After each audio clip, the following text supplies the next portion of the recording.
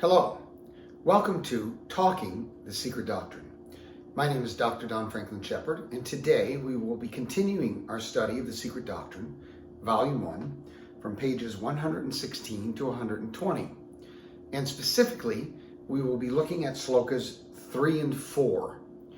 We will be using The Secret Doctrine by H.P. Blavatsky, published by Theosophical University Press, located out of Pasadena, California. So let us go ahead and read directly sloka number 3. He is their guiding spirit and leader.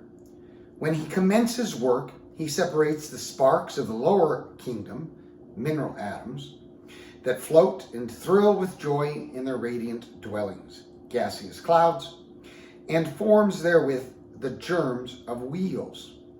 He places them in the 6 directions of space, and one in the middle, the central wheel. So what we have going on here is we have Fohat. And Fohat, starting up at the 7th layer of the mundane egg, has now stretched all the way down to the 1st layer with the mineral atoms. And H.P. Blavatsky is showing us that that 1st layer is also 7-fold. As she's explaining it, she says in part A of the sloka, wheels, as already explained, are the centers of force, around which primordial cosmic matter expands, and passing through all the 6 stages of consciousness becomes spheroidal and ends by being transformed into globes or spheres. So now we have the solar system with the planets all the way down to the 1st layer of the mundane egg, the mineral atoms. And she writes about this at the very top of the page when she's talking about the cosmos having a new day and ultimately getting a circular movement. Let us go ahead and take a look at sloka number 4.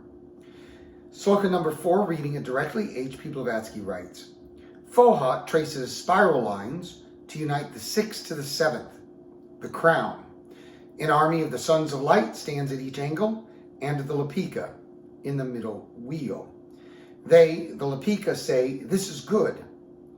The 1st divine world is ready. The 1st is now. The 2nd world. Then the divine Arupa, the formless universe of thought, reflected itself in Chayaloka, the shadowy world of primal form or the intellectual, the 1st garment of the Anupadaka. So what do we have going on here in this sloka? Here we have Fohat uniting the 6th to the 7th, the crown. So we have the 7th layer, Paramatman. We have the 6th layer, Adi Buddhi. They're united. This is the special mystery that was mentioned before. An army of light stands at each angle, and the Lapika in the middle wheel. So the Lapika here are in the 7th layer of the mundane egg.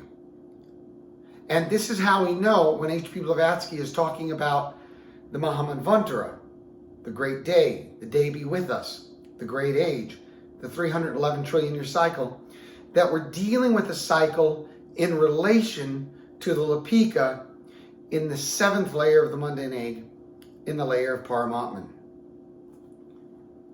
She then goes on to say that we have a divine world as 1st, that's the 7th layer of the mundane egg. Then the 2nd, that's Adi Buddha, the 6th layer.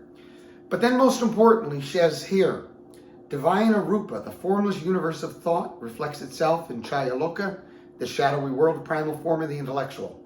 This is the 5th layer of the mundane egg. So this is where she draws out the correlation indirectly, that the 1st logos reflects itself into the 3rd logos. Similarly here, the 7th layer of Paramatman in the mundane egg reflects itself into the 5th layer of the mundane egg. Just as the 1st logos, as the divine thought, reflects itself into the universal thought of the 3rd logos, so here we have the divine world reflecting itself into the intellectual. It's the same pattern. The 1st logos and the 3rd logos reflect themselves in the mundane egg through the 7th layer and the 5th layer. And she goes on to discuss this. The tracing of spiral lines refers to the evolution of man's as well as nature's principles, as does everything else in nature. The sixth principle in man, buddhi, the divine soul, though a mere breath in our conception, is still something material when compared with the divine spirit, atma, of which it is the carrier or vehicle. And now most importantly about Fohat. Fohat, in his capacity of divine love, eros, the electric power of affinity and sympathy, is shown allegorically as trying to bring the pure spirit, the ray, inseparable from the one absolute, into union with the soul, the two constituting in man the monad, and in nature the first link between the ever unconditioned and the manifested. The first is now the second of the Lapikas, has reference to the same. So we have the seventh, where the Lapikas are, gradually manifesting into the sixth, which is Adi Buddhi. That gradually manifests into the fifth as a ray moving through Adi Buddhi and ultimately coming forth as the intellectual in the mundane egg. The real monad, as usually described in theosophical literature, is the seventh and the sixth, Paramatman and Adi Buddhi. It joins with the fifth, in this case what's called the Chayaloka, or the intellectual, and then we get the typical triad we read in theosophical literature. The seventh, the sixth, and the fifth layers of the mundane egg. She goes on to talk about this further, making sure we understand the mystery of the seventh and the sixth, how difficult it is to separate them. She writes on 119, at the very bottom in the last paragraph, the first is the second, because the first cannot really be numbered or regarded as the first. Is that as the realm of noumena and its primary manifestation, the threshold to the world of truth or sut. And let's see how she describes this in part C on page 120. The divine world, the countless lights lit at the primeval light, the buddhis or formless divine souls of the last Arupa formless world. So the divine world is the primeval light. It's the seventh layer of the mundane egg. These countless lights are the lights from the primeval light pouring through Adi Buddhi, the darkness of Adi Buddhi in one respect, and then shining forth in the fifth layer of Chayaloka, the intellectual. In the catechism, the master is made to ask the pupil. He wants to see whether the pupil is having direct experience. The student begins to directly experience these things that H.P. Blavatsky is writing about in The Secret Doctrine. Lift thy head, O Lanu. Dost thou see one or countless lights above thee, burning in the dark midnight sky? I sense one flame, O Guru Deva. I see countless undetached sparks shining in it. Thou sayest well. And now look around and into thyself. That light which burns inside thee, dost thou feel it different in any wise from the light that shines in thy brother men? It is in no way different, though the prisoner is held in bondage by karma. She closes that page at the very bottom of page 120 with these words.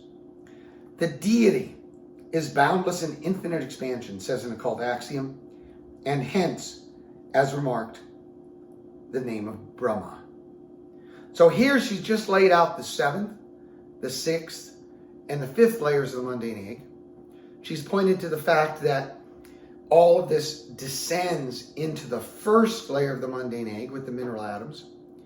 And then she closes it out by saying, oh, by the way, don't forget, the third logos, Brahma, is overseeing all of this. So we have Brahma as the third logos. We have the 7 layers of the mundane egg. And all of this relates to the great age, the 311 trillion year cycle, the Mahamanvantara, because the Lapika, who stand at the boundary between the 3 logoi and the 7-fold mundane egg, are in the 7th layer of the mundane egg, and even stretching beyond from a certain perspective, and they protect Brahma in his inner nature when he dies and he goes on to the journeys, his own journeys into the 2nd logos, the 1st logos, and even beyond. I hope that helps us understand the 5th stanza, pages 116 to 120. Thank you so much. Bye now.